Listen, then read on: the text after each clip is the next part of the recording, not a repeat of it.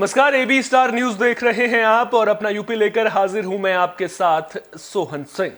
Bulletin में सबसे पहले बात करेंगे समाजवादी पार्टी के विधायक इरफान सोलंकी की, जिन पर ईडी ने शिकंजा कस दिया है।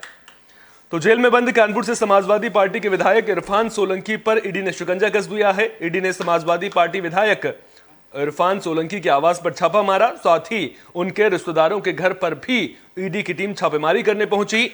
ईडी की टीम ने सभी के मोबाइल फोन जब्त कर लिए और सीसीटीवी के कनेक्शन भी काट दिए। विधायक इरफान सोलंकी पिछले 1 साल से महाराजगंज जेल में बंद हैं। सोलंकी के खिलाफ महिला का घर जलाने और फर्जी आधार कार्ड समेत कई मामले दर्ज हैं, जिसकी वजह से उनकी परेशानियां लगातार बढ़ती ही जा रही हैं। बता दें कि फर्जी आधार कार्ड मामले में इरफान सोलंकी और उनके 2 साले समेत 7 पर कानपुर की एमपी एमएलए लोअर कोर्ट ने आरोप तय किए हैं। मामले में अगली सुनवाई 18 मार्च को होगी।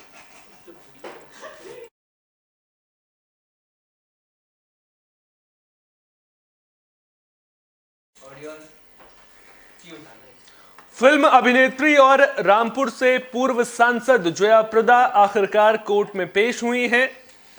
दरअसल जया प्रदा पर आचार संहिता उल्लंघन से जुड़े 2 मामले दर्ज थे। उनके खिलाफ साल 2019 में लोकसभा चुनाव के दौरान रामपुर जिले के केमरी और स्वार थाने में आचार संहिता के उल्लंघन का मामला दर्ज किया गया था। कोर्ट ने 7 बार गैर जमानती वारंट भी जारी किए थे, लेकिन जब तब भी जया प्रदा कोर्ट में पेश नहीं हुई तो कोर्ट ने जया प्रदा को फरार घोषित कर दिया था और पुलिस से जया प्रदा को गिरफ्तार कर कोर्ट में पेश करने को कहा था। मामले में सोमवार को जया प्रदा गुपचुप तरीके से अपने वकीलों के साथ एमपी एमएलए कोर्ट में पहुंची। कोर्ट में पहुंचने के बाद उन्हें न्यायिक अभिरक्षा में भेज दिया गया है। जानकारी के मुताबिक जया प्रदा को 6 मार्च को कोर्ट में पेश होना था, लेकिन वो 2 दिन पहले ही वकीलों के साथ कोर्ट पहुंच गई। आज जो बयान का जो हम कार्रवाई किए हैं, तो हमने बयान दिया और मैंने अदालत को ये भी अवगत करवाई मैंने ऐसा कोई गलत काम नहीं किया और अनजाने में अगर कोई फ़ोटो वीडियो किया हो तो मुझे मालूम नहीं है, लेकिन मैंने जानबूझ के कोई कभी गलत काम नहीं की, तो आगे भी नहीं करूँ, यही मैंने बताई। और मैं कोर्ट को आदरणीय माननीय अदालत को मैंने धन्यवाद कहती हूँ और मैं उनके आदेश के अनुसार आज 6 तारीख को आने का था, उपस्थित होना था, मैं हो गई। और मैं मेरा जो काउंसल्स है, एडवोकेट्स हैं, मैं दोनों मेरे साथ हैं आज एंड मैं सबको मैं धन्यवाद कहती हूँ। आपको भी धन्यवाद। आपको मैं धन्यवाद कहती हूँ, आपने टाइम हमारे लिए दिया है और जो कुछ भी मैं आज आपके सामने बात कर रही हूँ, ये सब जो है हमने अदालत में अपने बयान हो गया है, हो चुका है। और मैं पूरे सम्मान के साथ कहती हूँ कि हमने कभी अवॉर्ड करने के लिए कोशिश नहीं की।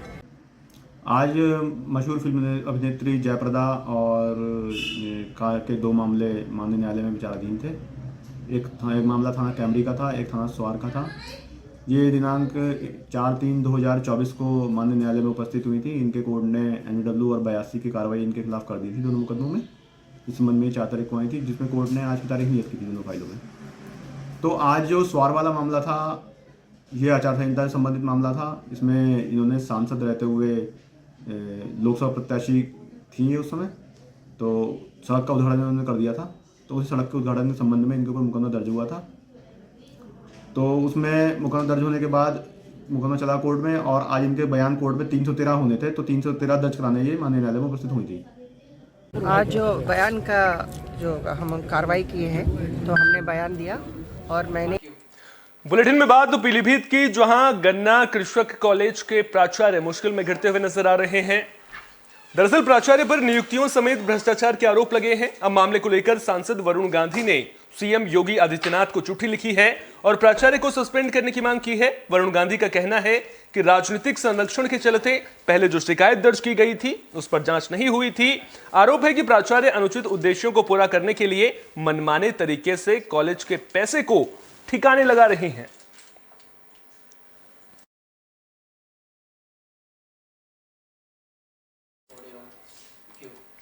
कानपुर से हैरान करने वाली खबर सामने आ रही है। एक कैफे संचालक के प्यार में एक लड़का लड़की बन गया।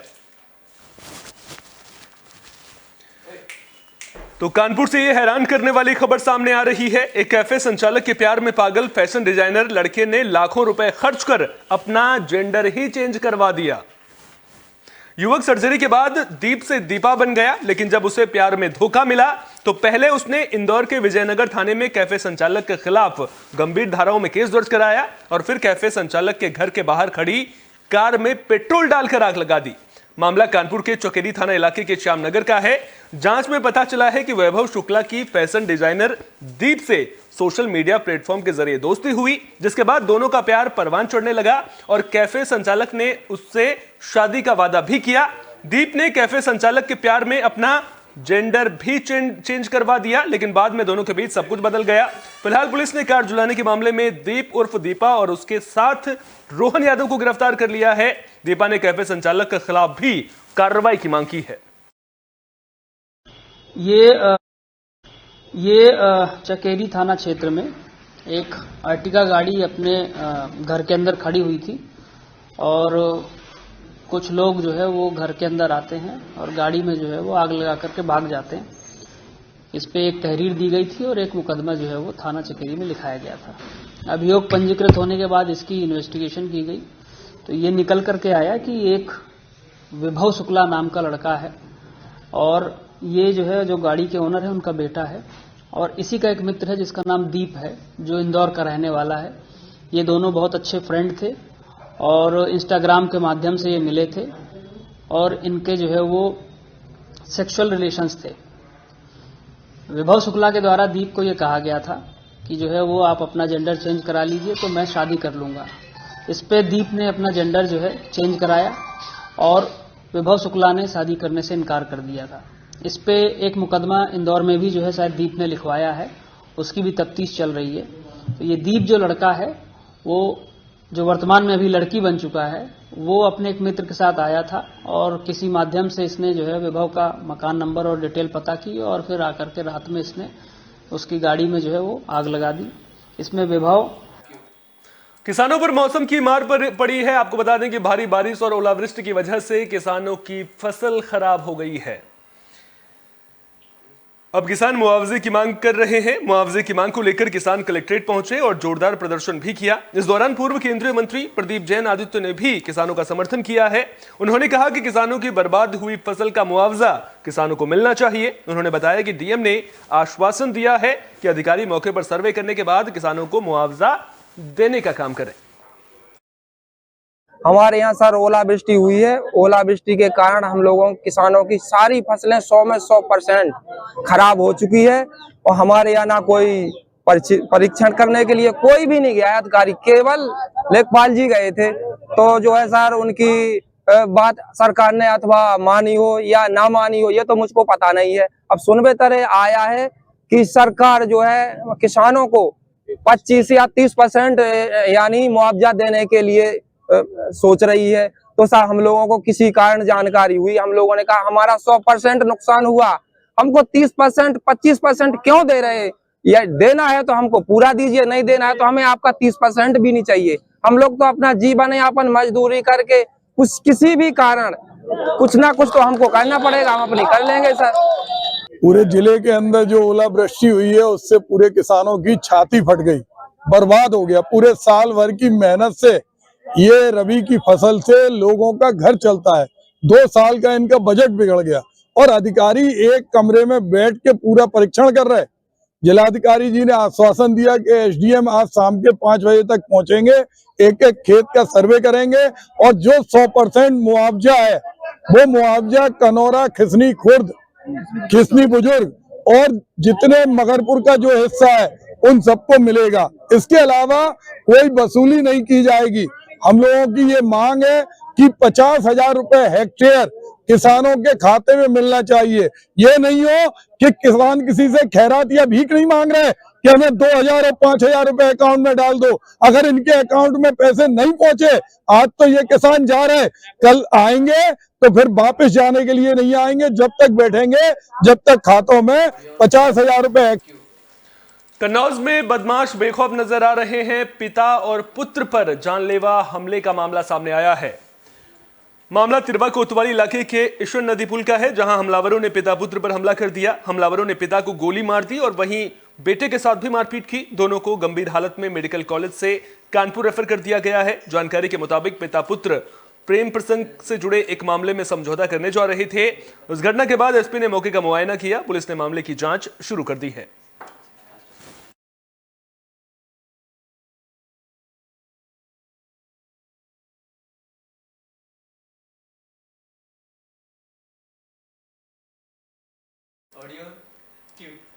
फिरोजाबाद पुलिस को बड़ी कामयाबी मिली है। दरअसल टूंडला थाना इलाके में पुलिस को एक शव मिला था जिसके सिर पर चोट का निशान भी था। मृतक की पहचान ब्रजेश के रूप में हुई थी। पुलिस ने अब हत्याकांड का खुलासा कर दिया है। दरअसल जांच के दौरान सीसीटीवी कैमरे खंगालने पर पुलिस को दो लोग रामबाबू उर्फ पिंकी और सुमित संदिग्ध लगे। जब पुलिस ने दोनों को हिरासत में लेकर पूछताछ की तो आरोपियों ने जुर्म कबूल कर लिया। पूछताछ के दौरान रामबाबू ने बताया कि उसकी पत्नी के साथ ब्रजेश के अवैध संबंध थे। शक होने पर उसने पुलिसकर्मी बनकर ब्रजेश से दोस्ती की और फिर अपने दोस्त सुमित के साथ उसे शराब भी पिलाई।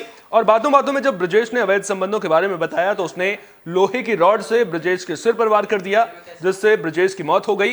पुलिस ने दोनों आरोपियों को गिरफ्तार कर जेल भेज दिया है। कानूनी कार्रवाई शुरू कर दी है।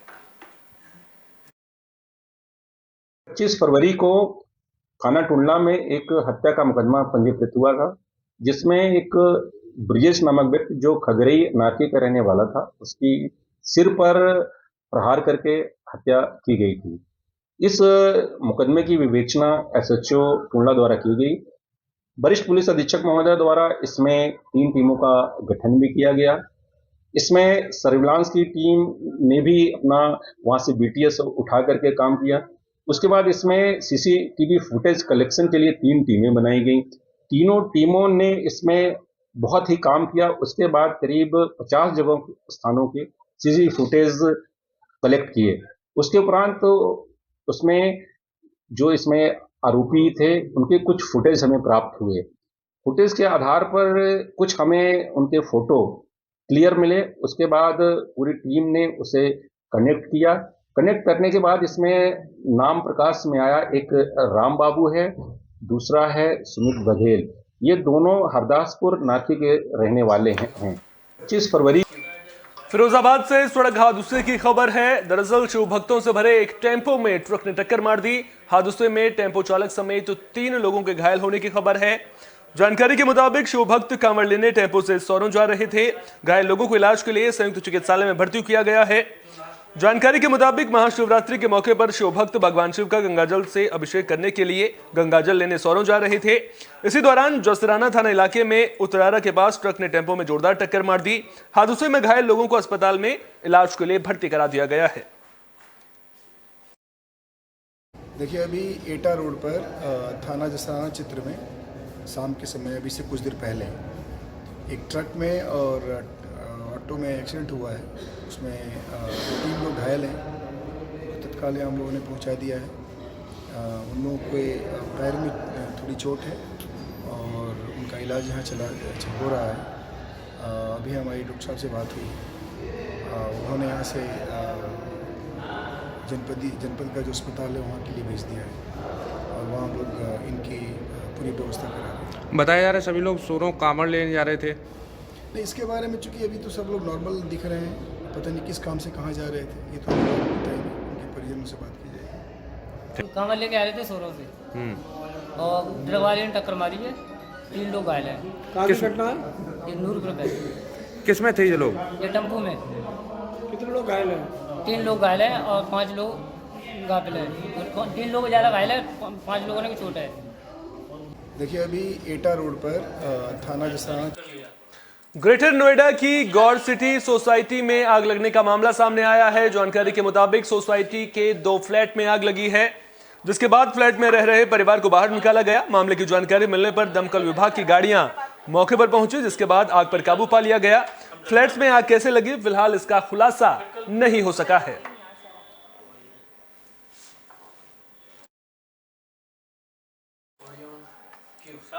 हाथरस के पंजाबी मार्केट में एक साड़ी की दुकान में आग लग गई। आग लगने से लाखों का नुकसान हुआ है। शॉर्ट सर्किट से लगी आग में दुकान का सारा सामान जलकर राख हो गया। मामले की जानकारी मिलने पर फायर ब्रिगेड की 4 गाड़ियां मौके पर पहुंची। करीब 1 घंटे की कड़ी मशक्कत के बाद आग पर काबू पाया गया। आग लगने से लाखों रुपए के नुकसान की आशंका जताई जा रही है। लगभग 9 बजे हमें सूचना प्राप्त हुई कि पंजाबी मार्केट में एक दुकान में आग लगने की। तत्काल मौके पे आके देखा गया कि ये पंजाबी मार्केट में श्री जी साड़ी हाउस इसमें आग लगी थी और इस आग को मतलब कि बाहर का बड़ी बुरी पोजीशन थी, प्रथम तल पे आग लगी हुई थी। शटर को तोड़ के उसको आग को पूरी तरीके से नियंत्रित कर लिया गया है और दृष्टिया यही समझ में आ रहा है कि ये आग जो है शॉर्ट सर्किट की वजह से लग गई। कितनी गाड़ियाँ मौके पे हैं? मौके पे 4 गाड़ियाँ होंगी। आग पे काबू पा लिया गया? आग को पूरी तरह से काबू पा लिया गया। ये कोतवाली थाना अंतर्गत पंजाबी मार्केट में साड़ी की एक दुकान में प्रथम दृष्टया शॉर्ट सर्किट से आग लगने की बात संज्ञान में आई है। पुलिस जैसे ही सूचना मिली है तत्काल कोतवाली पुलिस सभी उच्च अधिकारी मौके पर पहुंच करके फायर। अपना यूपी में फिलहाल के लिए इतना ही। अपना बहुत बहुत ख्याल रखिए। देश और दुनिया की तमाम अहम खबरों के लिए देखते रहिए AB स्टार न्यूज।